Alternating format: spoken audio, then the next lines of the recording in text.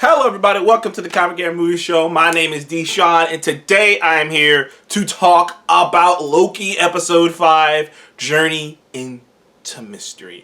Now, Journey into Mystery, if you're a comic book fan, if you're a Marvel fan, a comic book fan, you definitely know for a fact, Journey into Mystery is the first comic that Thor and Loki were introduced in. It's an old school comic book. It's right up there with Tales to Astonish. So it's great to see. Plus, Sylvie and Loki were really in a journey into mystery. This mysterious void area.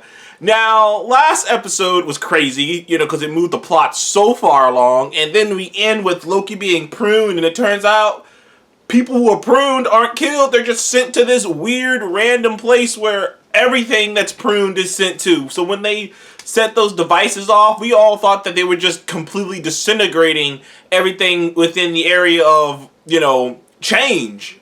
Turns out, no. They were sending it all to a different location. This crazy, dark-looking realm that's got all this crap all over the place. And the Easter eggs in this video, the sheer amount of things in this episode was just insane. It was insane. First of all, we kind of go back to Loki waking up, with Richard E. Grant's Loki dressed up in the old school yellow and green Loki outfit. It looked like some fucking kid's costume. It was crazy looking. It was weird. It was kind of funny. Weird, funny, crazy looking, whatever you want to say. Richard E. Grant looked ridiculous, but in a fun way. You have a Kid Loki, you have a black guy who they call Boastful Loki, and you have an Alligator Loki. Yes, that Loki is that is a Loki variant who's an alligator. Why is there a Loki who's an alligator? Who the hell knows? Loki, I brought this up before, but in Norse mythology, Loki is well known for shape-changing into other animals. So I guess this version of Loki turned into a fucking alligator, and he really liked being an alligator Loki. But Loki clearly being confused because he thought he died, is surrounded by these other Lokis, and they're trying to tell him, "Hey, look, we gotta go." I think they called it Elias. What is it? What was it? Elias? I think it was Elias. Anidas? I'm trying to remember what exactly they called that giant cloud. I think it's Anidas or something like that. But whatever it was called, turns out, and I didn't know this, I got just looking up, that's an actual creature from the comic books. There's this giant cloud, face creature looking thing. That's an actual comic book thing. The name was what they named it. It's they pretty much ripped it off the pages. I'm saying, when you see the actual comic book version of this giant cloud creature, you're like, yeah, that's ripped out of the pages. This creature's a long time ago. But coincidentally, in the comics, that creature was basically used by Kang the Conqueror. So, they just keep on pushing it. They just keep on pushing it to make you go, that's Kang. First Ravonna, then this cloud thing, then it's just I don't know. You guys have already cast him. Goddamn, Jonathan Majors just the other day, the actor who they cast as Kang was just posting up a picture of him reading a Kang comic at a comic book store, and I was like, the traditional thing you do when you get cast as a superhero, you go to a comic book store, spread the love. And it was are they really going to have Kang in this show? Are they going to really introduce him? It's curious. I am wildly curious of how they're going to do this.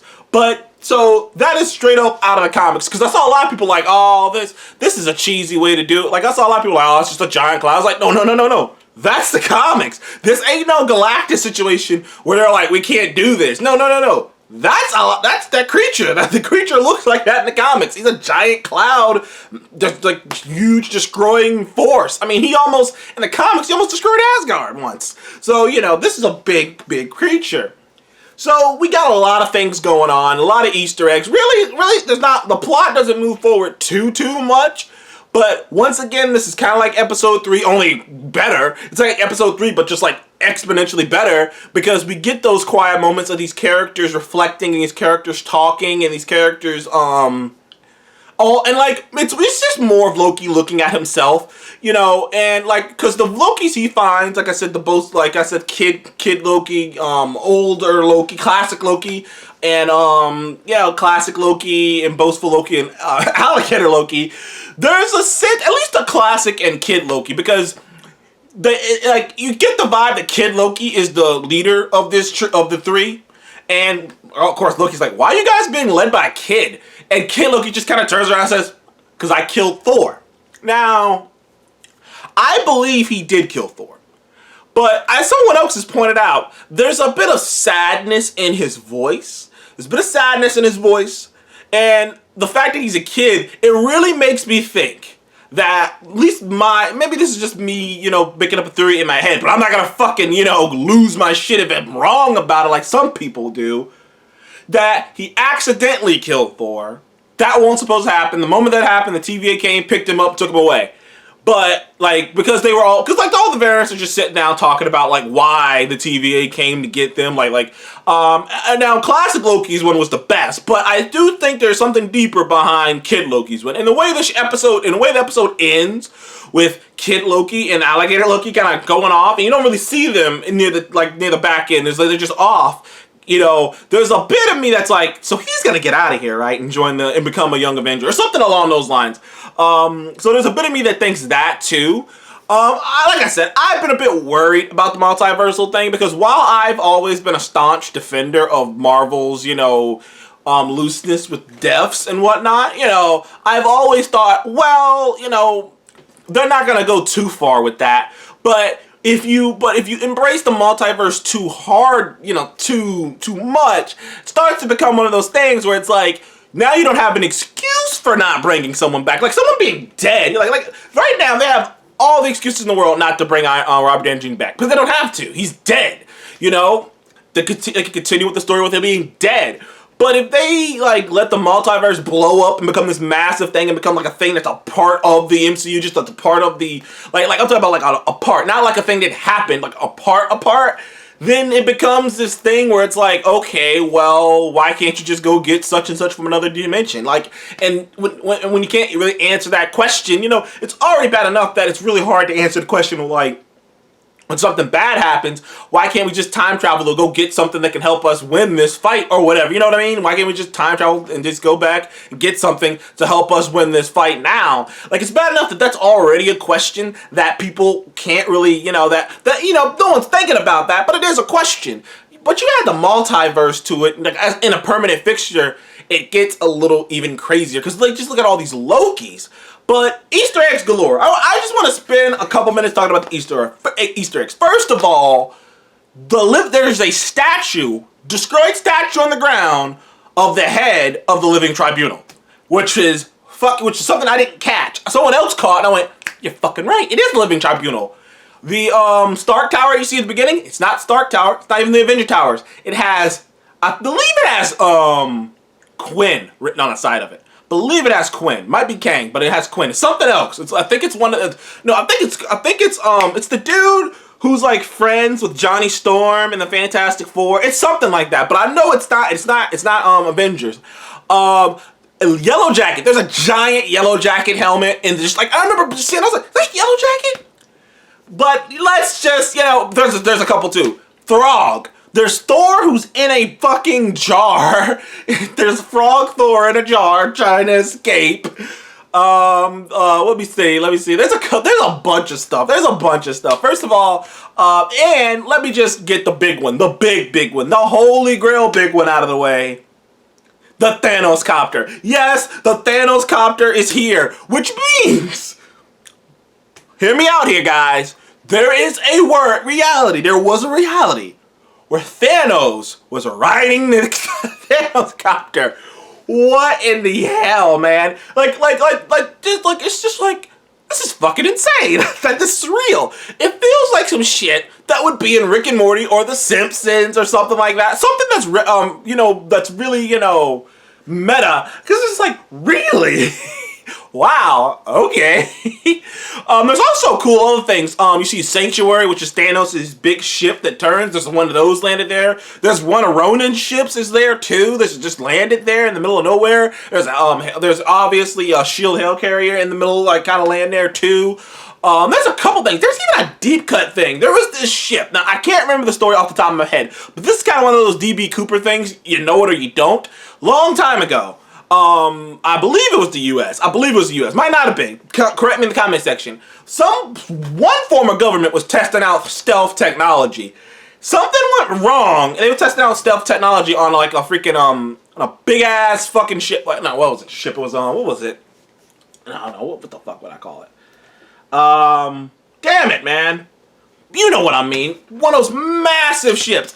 And like they were testing out stealth technology on it, and it disappeared.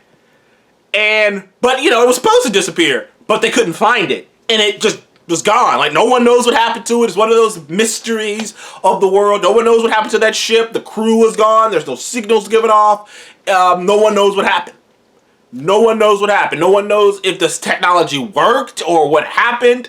And you know, it's one of those one of those theories of alien or whatnot. But funny enough, that ship shows up in the like to show an example of how powerful. I can't remember his name correctly. Is it Elias, Anitis, or whatever? It's big A cloud.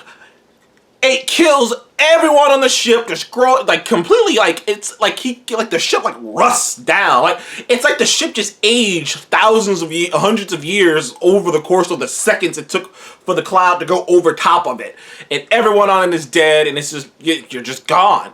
But I think that's such a deep cut because the ship is a real thing from real life that no one knows what happened to it. So of course they would do that. You know, there's a lot of Easter eggs. Like I said, a lot of Easter eggs just littered throughout this thing. Excitement. But the classic Loki played by classic Loki was Alligator Loki and classic Loki were scene stealers, especially Richard E. Grant as classic Loki, because he just had this, like, in my opinion, there are different kinds of older people, older women, older men. But one of those kinds, and it's the kind that I believe most people, and me included, hope that we can get to, is that we get to a point where, because I've always believed that life is just about you justifying, you're never going to be truly happy until you're satisfied with your own existence. Like, until you're satisfied with yourself and your own existence. It's all about you and how you feel. And then once you reach that point where you're satisfied with your life, with your choices, with your existence, you accept it all, you're in this zen-like state where you're just like, it's, you know, like, I'm happy, I'm good, I'm alright, you know, I figured the answers out to the questions that bothered me. I have no more questions, I'm just living. And like those are like, there's some older people who are still grouchy because they're still like kind of hung up on shit, and then there's older people like this version of Loki, who's like, I've lived the life, I got regrets, but you know what? I've accepted them all. And he has this amazing story, which is kind of cool too.